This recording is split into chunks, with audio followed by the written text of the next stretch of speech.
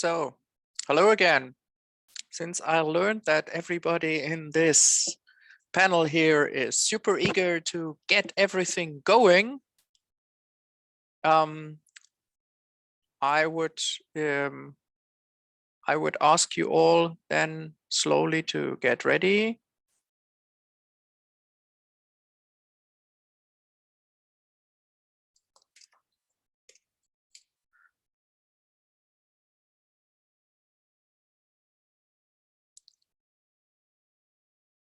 Viva, can you be sure to give me screen sharing rights? Well, you should have them. Oh, yes, I do now. Okay, good. It's just that my sharing always overrules anybody else. Yeah, so I had to stop mine. Have such power. Yeah, this is, if yeah, that's what we are all about. We have to feel the power. That's what I always say. I would be so perfect, would it not be for my modesty? Yeah, no, actually, it is really, I always say, to lighten up maybe before you start, I like some things happening online which never happen in real life but would be so funny. One of the things is you are sitting in a panel, and now imagine this is in real life. You sit on a stage and suddenly in between you, somebody like from Star Trek is beamed up to you, standing there looking around. What am I doing here? That's what is happening when you have a panelist, right? And you come a little bit early and you are suddenly in a different panel. I find that so hilarious. And then exactly, you must imagine in real life, it would be that me, the man with the ultimate power, called the host, I just snap my finger and you disappear from the panel and you just reappear down there in the audience. I would honestly love to see that in real life. It would probably be totally hilarious.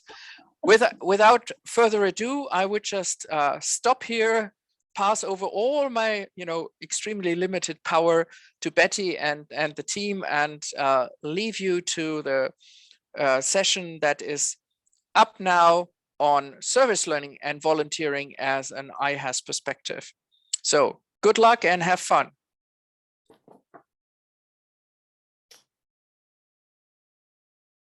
Okay. Well, good morning, everyone. Welcome to this session in the conference on Internationalisation of Higher Education through Society, through service learning and volunteering. The service or third mission of higher education institutions to contribute to the social, economic and cultural development of communities has long been a core function of universities alongside teaching and research. However, the service mission is often disconnected from the internationalisation agenda. Service to society is really the focus of internationalisation strategies, and third mission strategies are predominantly domestically oriented. So it's my great pleasure to be chairing this session on service learning and volunteering and internationalisation of higher education for society. My name is Betty Leask and I'm joining you from Adelaide, Australia. I'm an emeritus professor in internationalisation of higher education in the School of Education at La Trobe University in Melbourne. I'm pleased to have three panelists with me, and they are going to introduce themselves to you shortly. We have Emma Zeniu from the University of Cyprus. Emma, maybe you might just wave. Yes, you've got your name there, but I always think it's nice when we wave as well. And Oriol Fares from the University of Girona in Spain, and Franziska Müller from the University of Tübingen in Germany.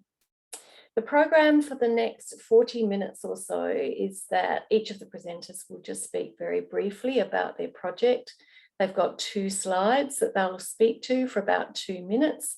And then after they've spoken, I will ask them one question to give them a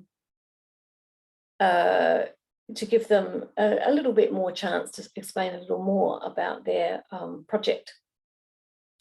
After all 3 presentations are finished, we'll open up to more general questions, and we're hoping that we'll be able to get through all of that in the first 20 to 25 minutes of the session, so that we've got a good 20 to 25 minutes of good discussion where we're interested in unpicking some of the issues, some of the ideas, some of the joys, some of the sorrows of these projects, because that, I think, is about getting down to the nitty-gritty of the basics.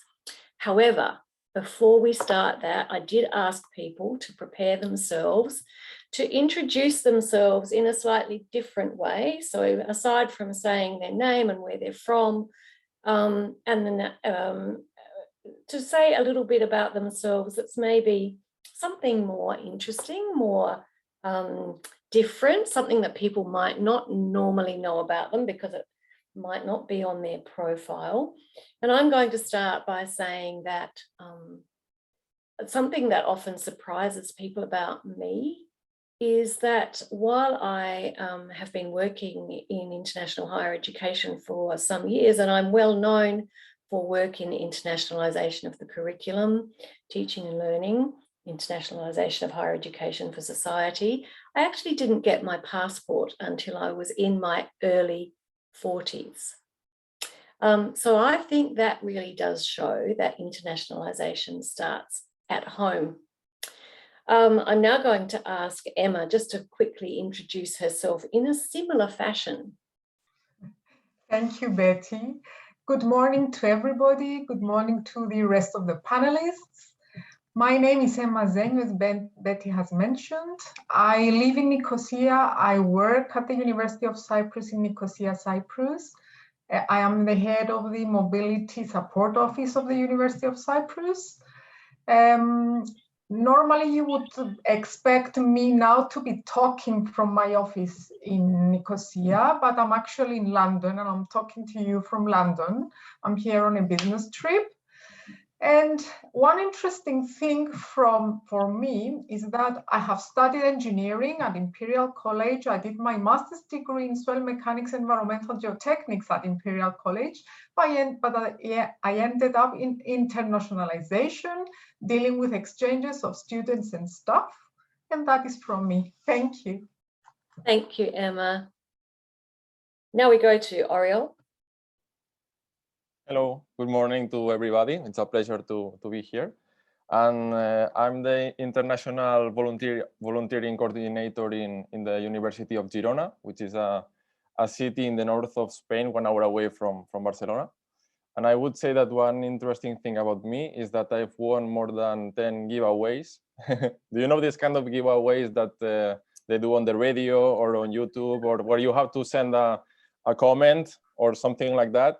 So I don't know why. It's just pure luck. It's not anything related to skills or specific stuff. It's just luck. So I think this surprises people. It was mainly giveaways, like sport giveaways, like going to see football matches, basketball matches, Formula 1 shirts, stuff like this. So yeah, that's for me. Thank you. That's very interesting. Thank you, Oriol. Franziska. Yes, thank you very much. I'm also very glad to be here. I'm working at the subsection Service Learning and Civic Engagement at the University of Tübingen, which is in the south of Germany, very close to Stuttgart. And just to explain the Transdisciplinary Course Program at the University of Tübingen, in the Bachelor degree programs, students have 21 credits in a module called Key Qualifications, and they can choose courses from the Transdisciplinary Course Program where we are apart from. And what may be surprising is that although I'm working in this area of service learning very intensively since the end of 2016 in the area of organization, coordination and training, the service learning course I will tell you more about in a bit is my first proper experience as a lecturer, so from the start until the beginning, and it was a very valuable experience for my whole work. Okay, great. Thank you, Franziska.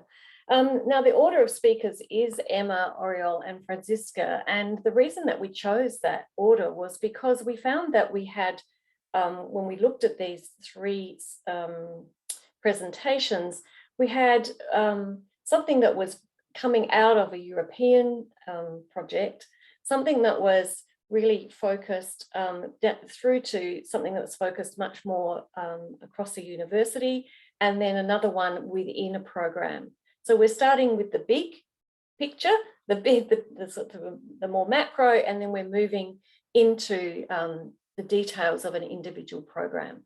So Emma, if you'd like to start us off talking about your project, Yes. that would be really good. Yes, I'm going to share my screen so that you can see Okay. your slides. Sure. Okay, I will start talking to you about this project we are part of at the University of Cyprus. So it's called the UFE project, the Young Universities for the Future of Europe. It was part of the European Universities Initiative from the European Commission. So this is an alliance of 10 universities in Europe.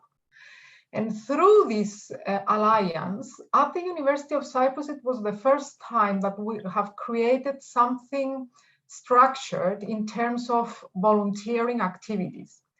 These are a help desk where students can work and answer to citizens on issues on entrepreneurship.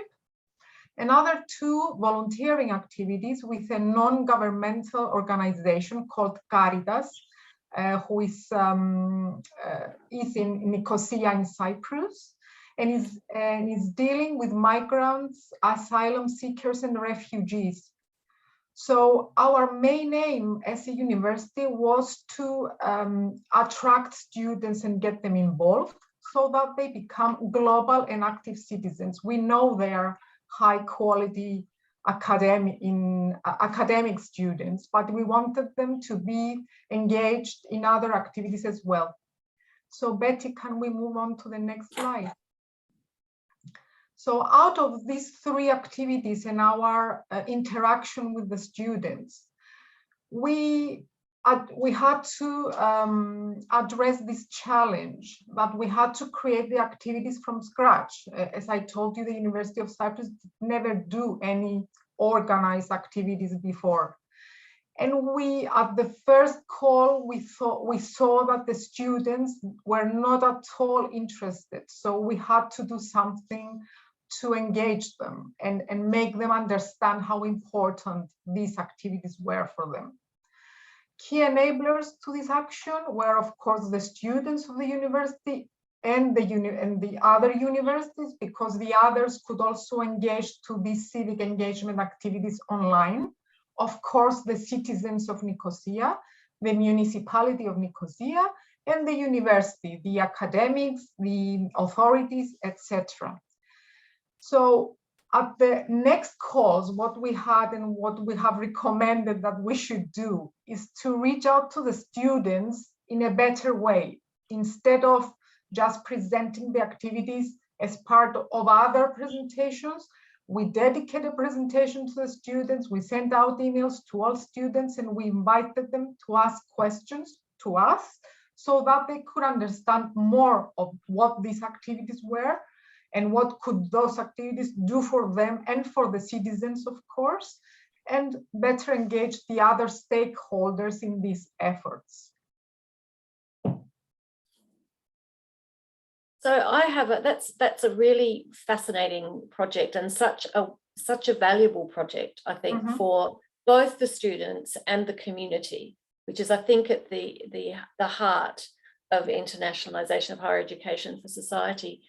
Could you just tell us a little bit more about how you what really worked? What were some of the when you reached out to the students, what was it that really excited them about the project eventually? Yes, what they understood, Betty, in the end, when they came and talked to us, they understood how important it was for them to have an opportunity to give out to the local community. I mean, we all know that maybe some people, because of their families, they could be racist or xenophobic, and they wouldn't like to work, let's say, with migrants or refugees or asylum seekers. But I was really surprised of their respondents to this action. I mean, we had not many positions to fill as a start, but it was amazing about the interest we got and how many applications, and that we had to select from all those who was going to work first, and then we had a waiting for the rest. So it was amazing. It was amazing. Yes. So the biggest issue was actually getting the communication out to them so that they knew. Yes. And it was something new for them. I mean, we didn't do anything similar before as a university. So this was really a good opportunity for us. It was because it's an aspect that the university would like to work on, not only academia, but we want to offer back to the society and the community. Yes. That's really interesting and really heartening, isn't it? It must have felt really nice to have that. Oh, yes, yes. I was very happy to see them being engaged, yes. Okay, that's terrific. Thank you. Thank you. Now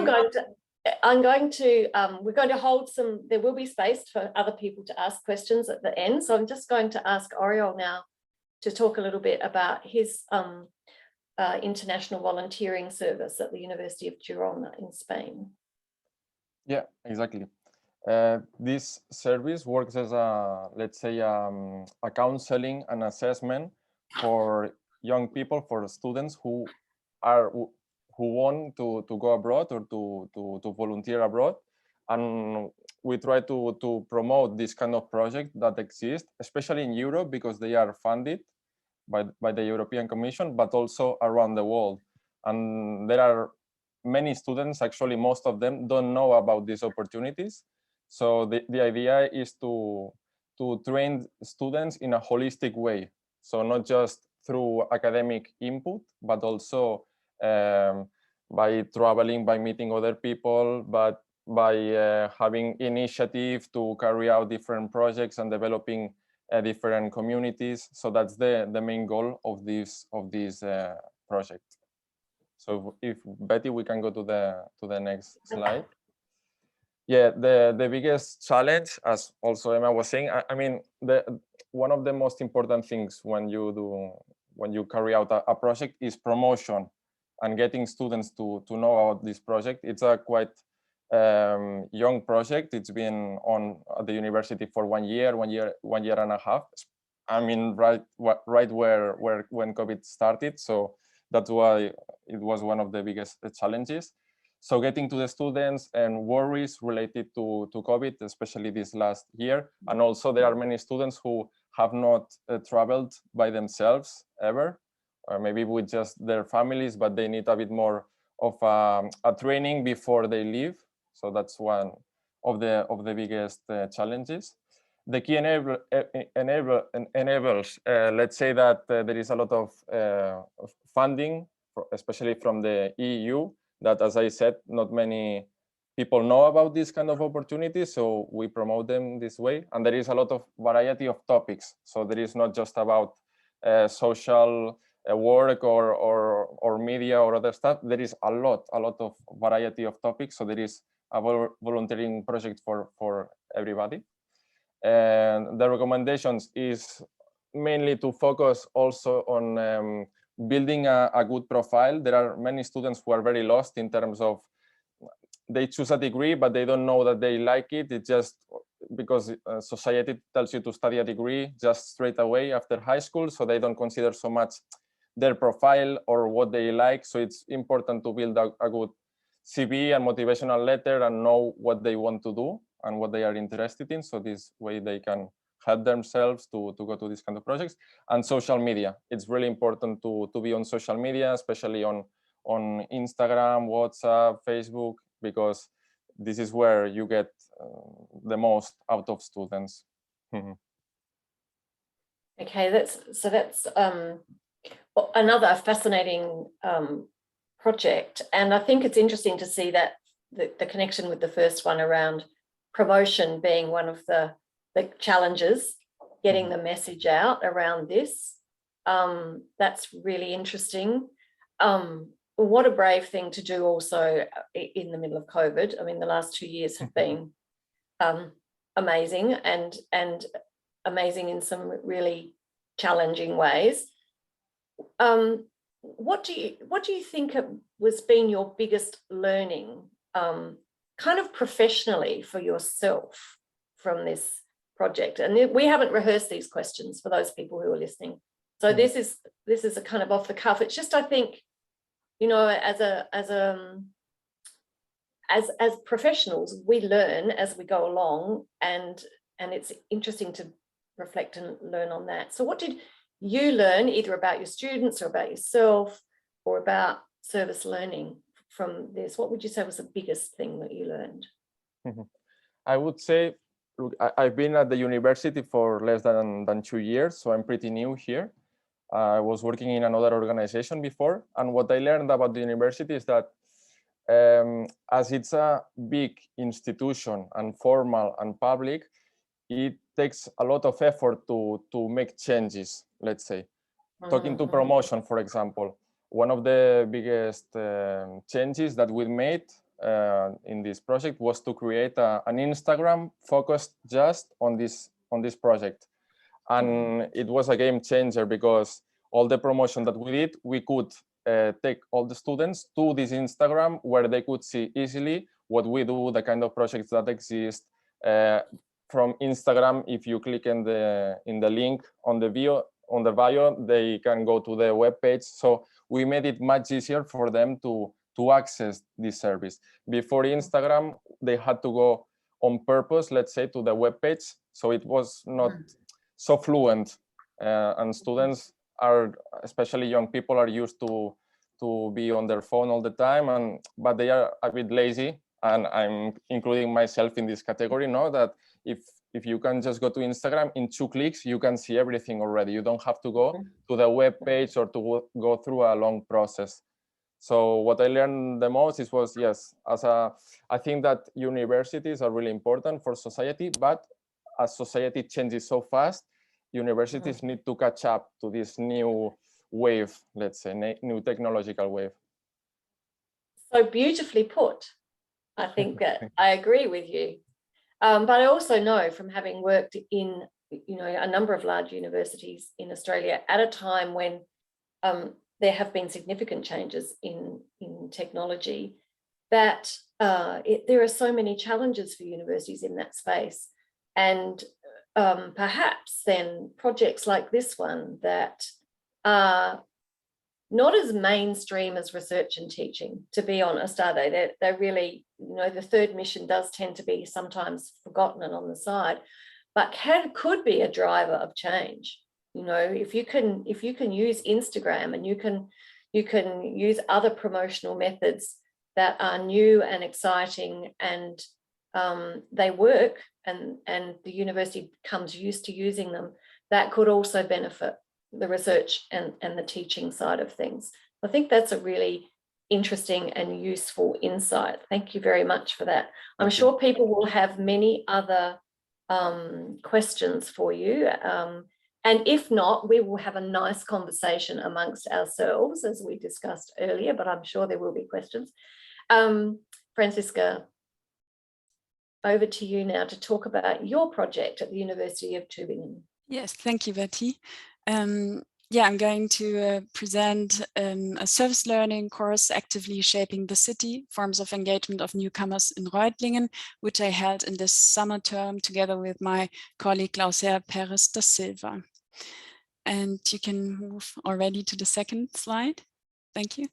And so the main motivation, and this applies to all our office in this subsection, is to give the students the possibility to gain experiences outside the university in a non-profit context, and to sensitize them for their contributions to society. And our biggest challenge was the time constraint. So this was a really challenging format. It was a seminar together with the Integration Council in Reutlingen. Reutlingen is a small city next to Tübingen, and the Integration Council is an advisory board on municipal level that promotes the participation of Reutlingen residents with migration background. So the goal of this course was to get information on participation and non-participation of Reutlingen residents and reasons on this. through online focus groups and interviews that the students conducted. And so, yeah, as I said, we only had 3 months for this. So we, the lecturers, together with the community partner, had to take a lot of decisions in advance. And the key enablers were the German Academic Exchange Service, because of a funding that is related to a European University Alliance, similar to the alliance Emma talked about. It's called CIVIS, a Civic European University. And of course, an important key enabler was also our partner and the students that participated and the research participants that shared their experiences with the students. And when it comes to recommendations, it's so important to allow enough time for the preparation. The first contact with the Integration Council was established more than a year before the course started. And what's also very important, and we had this also in a stream yesterday on global citizens, to communicate as much as possible. For example, on the expected workload for the community partner, but also on the learning setting. So it's important to recognize that students need the possibility or have the possibility to learn something in this course and to also make mistakes. An important part of learning, of course. Yeah. Exactly. So, yes. Okay. So, a question for you then, Franziska. How long has the university had a focus on service learning? Was this something that they were familiar with, or was it something new as it was with some of the others? Yeah, it was, it's institutionalized since 2011. So that was when the subsection was first established. But so it's a quite known format. Especially in this transdisciplinary area, but only with the membership in the European Alliance in CIVIS, we really got this impulse for internationalizing service learning. And at the same time, also my colleague, Glaucia Pesta Silva, joined our department, and she has a focus on global awareness. So this gave us the opportunity to work together and think about this more international topics and also address our offers to international students. Right. Okay. So as I noted in my introduction, it is often that you don't see the two things connected, service learning and internationalization. I wonder if in any of your universities it's connected in strategy, or is it simply connected through individual programs? So is there a clear connection? You've got a lovely diagram on your slide: service learning, lecturers, students, community partners. Would there be one that also had perhaps service learning, teaching, research staff, or, you know, is internationalization? So would you see service learning in the internationalization strategy or not? I think CIVIS here gives the opportunity to include it in the internationalization strategy. Yeah, and then to include other sorts of activities as well, I guess, not just this one. Of civic engagement activities, yes, of course. Yes, yeah. Other internationally focused, if you like. Yeah. Your university has a focus on global citizens, does it? On developing global citizens? Is that? But this is the area of my colleague, global awareness. Right.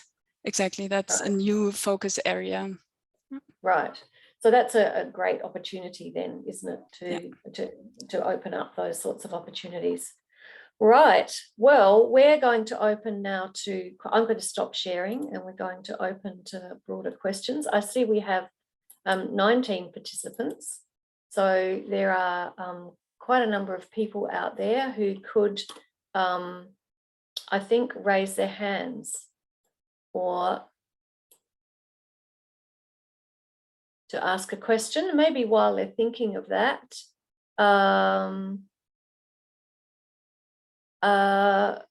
So if you raise your hand, then the administrator, Uwe Brandenburg. I will take care. Yep. He will take care and make sure that you get heard. You have a question in the Q&A, actually. Oh, do we? Okay. Yes. We do. One. A question to Franziska. Do you have a service learning experience in engineering courses or studies? Is it always a transdisciplinary approach or also into normal students' courses and studies? Yes, thank you for this question. Well, we do not have this engineering area at the university, and so far our office are very much located in the transdisciplinary area, but we also had approaches to integrate service learning in different degree programs, such as ethnology, for example, or anthropology or biology also. So yeah, there are also some experiences in this area. But this is also a goal to establish service learning in different degrees in the university, of course. Mm-hmm. Okay, thank you. Any other questions? Please do raise your hand. Otherwise, we just have to keep talking amongst ourselves. But that does give me a chance to ask. May I raise a question? Oh yes, we might let you ask a question. Oh, that is so kind. Thank you so much. Emma, that's more to you. Since it is a kind of a, bigger scale partnership project, did you perceive major differences, how it works with the different partners, in their settings, kind of cultural differences, who had it easier, who had it more difficult? Yes, Uwe. As a matter of fact, amongst our alliance, there are universities that had these activities already running for years. So one of those universities, University Carlos III in Madrid, I don't know if Oriol knows about them. They have a specialized center for volunteering activities. So this is something that was running for years. And these volunteering courses, these activities are offered as courses to students, and they are recognized with ECTS. And our other partner, University of Essex, also has a similar center offering this kind of activities to its students. So for them, it was something very easy to do. For us, it was really difficult to do, and to do it from scratch. So we really asked their advice on how to proceed. I don't know if I have answered your question. If I have, yeah, it's also for me, let's say on the down-to-earth situation, in the society themselves, where they come, it's for me, it's always most striking when one has this kind of anecdotal evidence, like, okay, look, we did this in that country and that went horribly wrong, or it was super easy here, but they totally didn't get it there.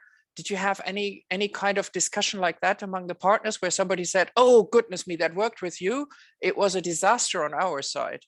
Yes, it was a disaster for the University of Cyprus. I have to admit, the first round of calls, it was a total disaster. It was a total disaster at the University of Eastern Finland as well. So we were wondering what we did wrong. So what we did wrong is that it was something really new, both for us and for the students. So we had to find a way to pass the message. As Oriol said, students need different ways of getting we need different ways to attract their attention. So this is something that we had to sit down and think, and we said, okay, we have created these nice activities for them. We want them to engage, but they're not here. So we've done something wrong. So we went back, we asked the people who were as disastrous as we were, then we asked the other colleagues that had more experience, and the wrong thing we did was not to pass the message correctly, because obviously there is interest amongst young people to engage in these activities. I find that, you know, for me always, I also always tell my students the examples of my personal disasters, because I learned from the disasters. I never learned from the good things. So in which way was this kind of this, the message transported wrongly, kind of, what was the kind of communication problem?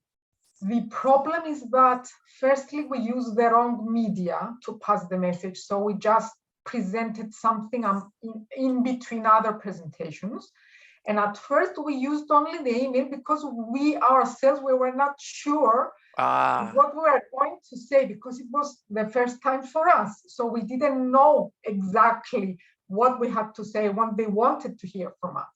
So the second time we did the call, we got on social media, of course, and we changed the way of presenting because we learned more about the activities. Yeah. See, this is, I think this is one of the striking things. It's all about what are the channels of communication of the audience, and they are very different. I always say, the moment you see all the universities and whatever on Facebook is the moment you know that Facebook is out. You know, it's, you know, whenever we come somewhere, that means that is no longer fashionable. So yeah, I have here Katharina Schmidt from Dresden who would like to say something. I will allow her to speak if you don't mind. So.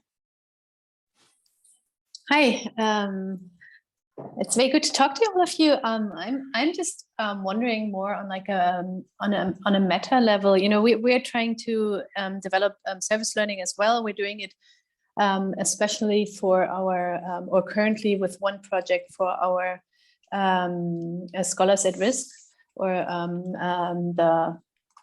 our scholars who are here who had to flee their countries. But that's just really small scale. And I'm wondering more on a larger scale, you know, if we want to develop these projects, we need to involve so many different parties at the universities. And I think at least in Germany, mostly these international initiatives are still seen as part of the international offices. And some of the international offices run with it, and others see other tasks as more important, or, you know, just have a different viewpoint. And I wonder how this works in other countries, how you actually get these alliances together of all the different parties at a university that should be involved to actually get this on the road strategically.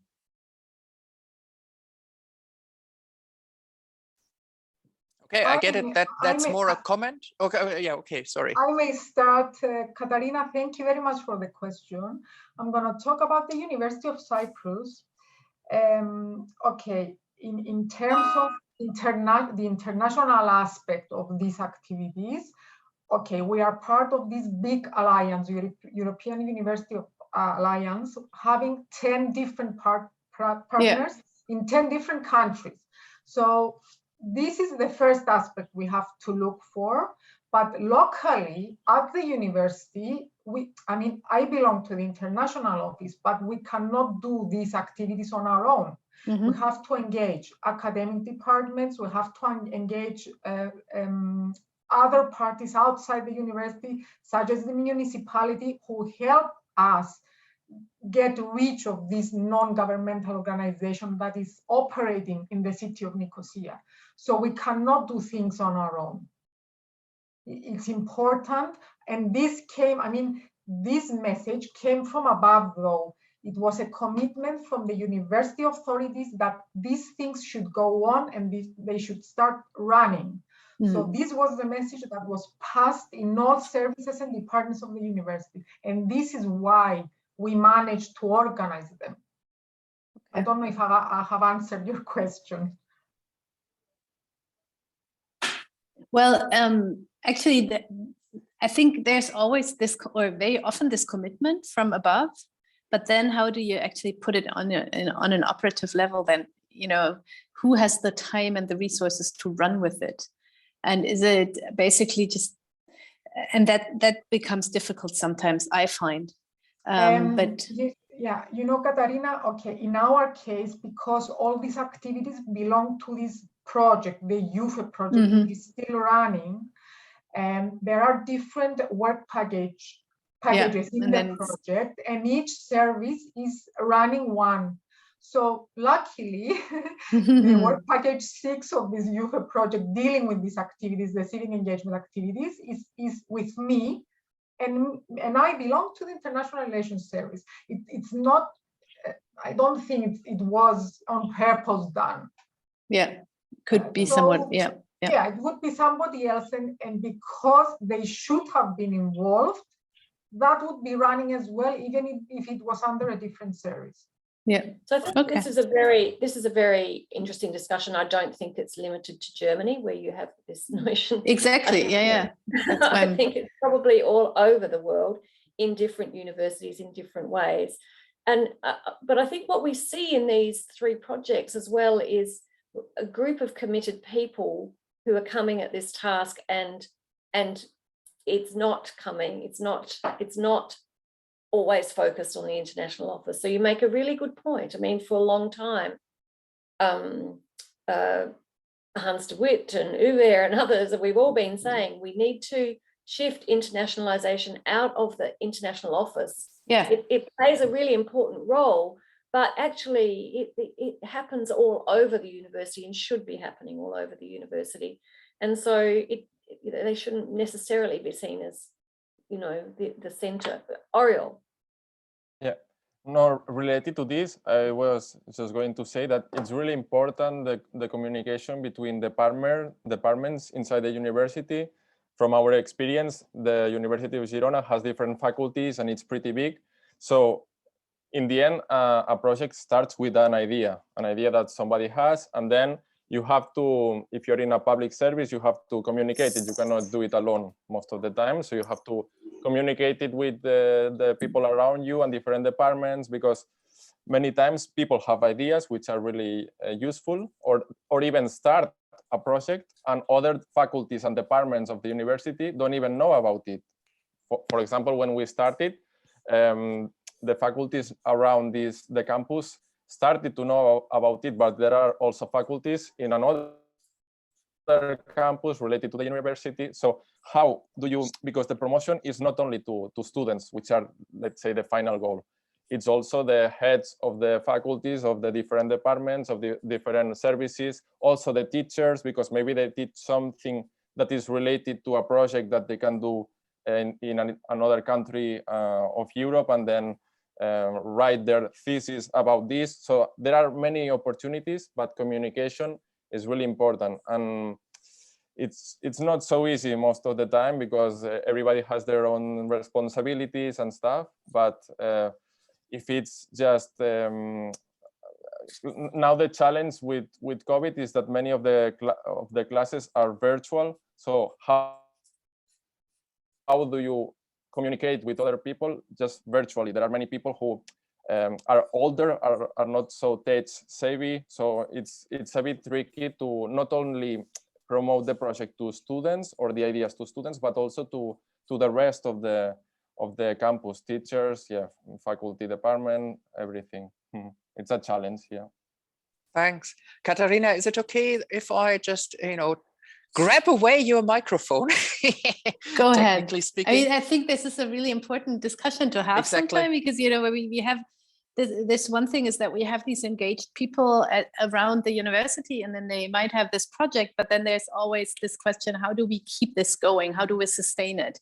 And then very often, like at the end of the project, they have to basically, in Germany, we say Klinkenputzen, and they have to go around and say, okay, this is really important, and please let's keep this going. And then depending on their communication and who they meet, they might be successful, or otherwise it just, oh yeah, this was nice to have, and then it's gone again. And I'm wondering, especially with projects like this, how do we make them sustainable? But if they are not part of the European University Network or something really big, or like the Excellence Initiative or something. But this is another discussion, maybe. That's another discussion. Before I give it to Betty, sorry, Betty, just before I give it, I think we have to much more listen to what was already said, called, you know, comprehensive internationalization, because that's exactly where it has to go and where we are not yet. But I pass now to Betty, of course, as the head. Yeah, so I think this is a great discussion. I think it is a really important point. But I think that the points that were made were very salient. But, you know, the points that Emma made, Oriel made, and Franziska in her presentation, because what we heard was you have to communicate in very many different ways with very many different stakeholders, both inside the university and outside the university. And in relation to sustainability, my experience tells me that if you don't build sustainability in fairly early, plan for sustainability, then you will be left at the end scrambling, trying to get buy-in from other parts of the university. So as you go along, you have to be thinking all the time about how do we promote this? How do we celebrate what is happening here? And often it's the students who can do that most effectively for you, those who've been most changed by the experiences they've had. But others may have other ideas about how you do that, both external to the university and internal to the university. Emma, you've got your hand up. Yes, Betty. What I was going to say in terms of sustainability is that we have had an internal discussion at the university in discussing about what to do with these activities after the end of this project. So all parties are really eager and they want us to keep these activities for our students, and they will become courses. In what sense? They will bear a workload, so they will have ECTS, so that more and more students are engaged in them and have this opportunity to engage with the local society, with the refugees, with the migrants, with the citizens. And it was something that was missing from the university. And we now have something in hand to keep it going for the rest of the years. That's great, thank you. Just an info, yeah, there's a question in the Q&A, but there's not enough time left to answer it. Oh, we have only 1 minute left. Yeah, you're optimistic. You can charge, but the other option would be that I simply copy it into the chat, and then each of you can answer as an attendee when you are demoted back to the attendee, you know, kind of function. Okay, so you would have more time. Is that okay for you? Yes, that's fine. Thank you. Brilliant. Okay, so that is the end of our session. We've come to the end of our time. That was so enjoyable. This was one of the most enjoyable sessions I've chaired for a long time. So thank you very much to all of you. We met earlier and we had a great chat then. Thank you, Uwe, for organising all of this and for being here to support us as well. And for all the participants, if you didn't ask a question, hopefully you'll reach out to people if you've got a specific question. I'm sure they won't mind. All right. Yeah. Thanks so much to everybody. I totally loved the presentations, and it was really cool. And now I will use my, you know, unlimited powers, you know, and just throw you off the stage. Make us all disappear. It's like, and off you go. It's total fun. Thanks, take care and enjoy the rest of the conference.